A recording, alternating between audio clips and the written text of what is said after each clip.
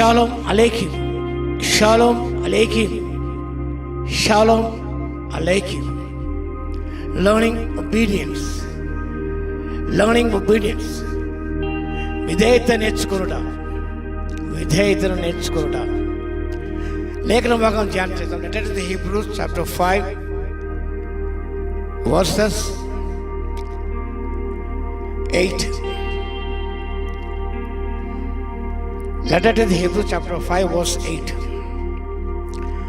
ఆయన కుమారుడై ఉండి తాను పొందిన శ్రమల వలన విధేయతను నేర్చుకొనెను. విధేయతకు అర్థం చెప్పిన వాడు ప్రభువైన యేసుక్రీస్తు. విధేయత నిర్వచనం అంటే యేసు ప్రభువే. విధేయత అంటే యేసు ప్రభు. ఎలా విధేయత నేర్చుకున్నాడు? ఆయన దేవుని కుమారుడై ఉండి, బిగాటెన్ సన్ ఆఫ్ గాడ్, దైవ కుమారుడు, ఆయన దేవుని కుమారుడు. నువ్వు దేవుని కుమారుడు అన్నప్పుడు నువ్వు అన్నట్టే అన్నాడు ఆయన. దేవుని కుమారుడు అయిన ఉండి కూడా తాను పొందిన శ్రమల ద్వారా విధేయత నేర్చుకున్నాను. How learn obedience through his sufferings. విధేయత ద్వారా Jesus learned obedience through sufferings. ఆ శ్రమలు మన కొరకైనా పొందాడు. ఆ శ్రమలు మన కొరకు పొందాడు ఆయన. ఈ సఫరింగ్స్ ఇవన్నీ కూడా యెషయా 53వ అధ్యాయంలో చూస్తాం, 52వ అధ్యాయంలో చూస్తాం. The suffering servant of God. ఈ శ్రమలు ఎందుకనగా మన కొరకే పొందే శ్రమలు. మేలు చేయనప్పుడు శ్రమ పొందినాడు ఆయన. ఆయన మేలు చేస్తూ పొందాడు. దీవిస్తూ ఆయన క్షమించబడ్డాడు ఆయన. ఇవన్నీ కూడా ప్రభువు తాను పొందిన శ్రమల ద్వారా విధేయత నేర్చుకున్నాడు. విధేయత ఎక్కడ నేర్చుకున్నాం? Through sufferings only we can learn obedience. ఆయన దేవుడై ఉండి కూడా తాను పొందిన శ్రమల ద్వారా ఆయన విధేయత నేర్చుకున్నాడు.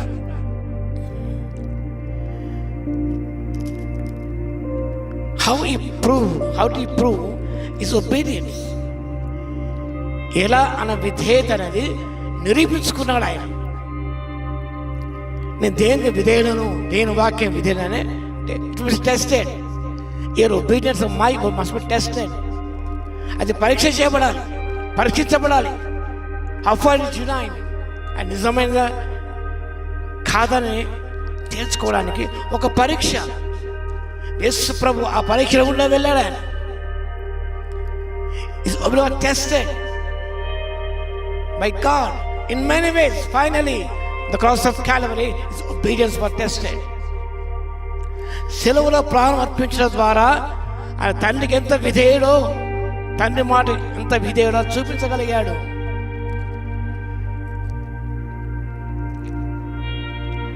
అదే ఫిలిప్పీ పత్రిక 2వ అధ్యాయం 5 నుంచి చదువుకుంటూ వస్తే 10-11 వచనం వరకు కూడా ఆయన మరణం పొందినంతగా, ఇంకా సిలువ మరణం పొందినంతగా తను తాను తగ్గించుకొని విధేయత చూపాను.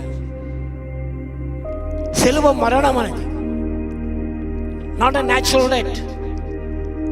ఆయన క్రిమినల్స్కి ఆ శిక్ష,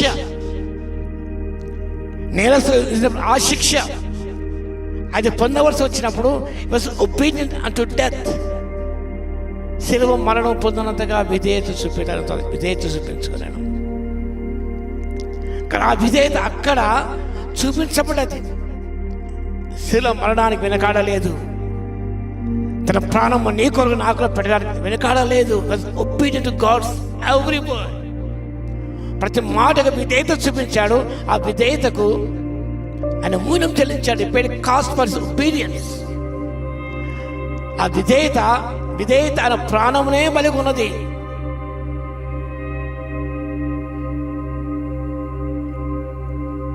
నా ప్రాణం ఎవరు తీసుకోలేరు అన్నాడు ఆయన.